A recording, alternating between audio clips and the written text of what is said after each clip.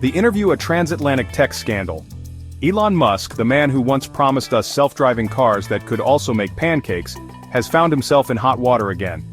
This time, it's not about exploding rockets or ill-advised tweets about buying Twitter. No, this time it's about a little chat he had with Alice Weidel, the leader of Germany's far-right AfD party. And let me tell you folks, the Europeans are not happy about it. Weidel, for those unfamiliar with her delightful personality, is the political equivalent of finding a spider in your cereal. She leads a party known for its anti-immigrant stance and its cozy relationship with conspiracy theories. So naturally, when Musk decided to give her a platform on X, formerly known as Twitter, just weeks before the German elections, alarm bells started ringing louder than a Nickelback concert in a library. The timing of the interview, just as Germans were preparing to head to the polls, was suspect to say the least. It reeked of an attempt to influence the election, especially given the AfD's surprisingly strong showing in the polls. The EU, already wary of Musk's antics, decided to take a closer look, and what they found was not pretty. The algorithm, a question of fairness and influence. The EU's main concern was whether X's algorithm, that mysterious black box that decides what we see and don't see online, had given Weidel's interview an unfair boost. See, the algorithm is supposed to be neutral like Switzerland, but with less delicious chocolate. It's not supposed to favor one political party over another, or amplify messages of hate and division. But the EU had reason to be suspicious. Musk, despite promising to make X a bastion of free speech, had already shown a willingness to manipulate the platform to suit his own whims and fancies. There were whispers of shadow banning, of algorithms tweaked to favor certain voices, of Musk himself getting a little too hands-on with the digital levers of power.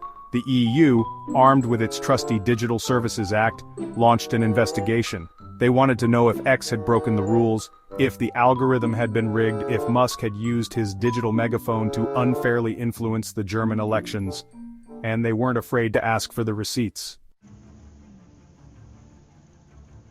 The Digital Services Act, Europe draws a line in the sand. The Digital Services Act, or DSA for those who like their acronyms short and punchy, is the EU's way of saying enough is enough to the Wild West of the internet. It's a set of rules designed to rein in the power of big tech, to protect users from harmful content, and to ensure a level playing field online. Think of it as a digital sheriff, riding into town to clean up the mess left by years of unchecked growth and algorithmic shenanigans. The DSA gives the EU the power to demand answers from tech giants like X, to scrutinize their algorithms, and to impose hefty fines if they're caught breaking the rules. And X, it seems, has been a very naughty platform. The EU had already slapped them with charges for misleading users, for lacking transparency, and for hoarding public data like a dragon hoarding gold.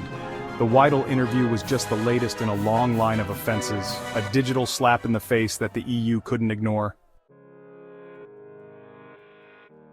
Transparency and accountability, the future of social media. The Musk-Weidel interview, and the EU's subsequent investigation, has brought to light a fundamental question.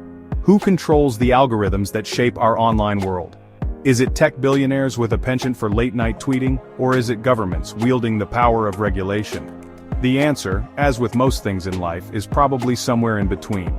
We need both transparency and accountability. We need tech companies to be upfront about how their algorithms work, and we need governments to hold them accountable when they step out of line. The EU, with its DSA, is taking a stand. It's saying that the Wild West days of the internet are over, that tech giants can't just do whatever they want without consequences. The outcome of the X investigation remains to be seen, but one thing is clear, the future of social media, and the algorithms that power it, is up for grabs. And the stakes couldn't be higher.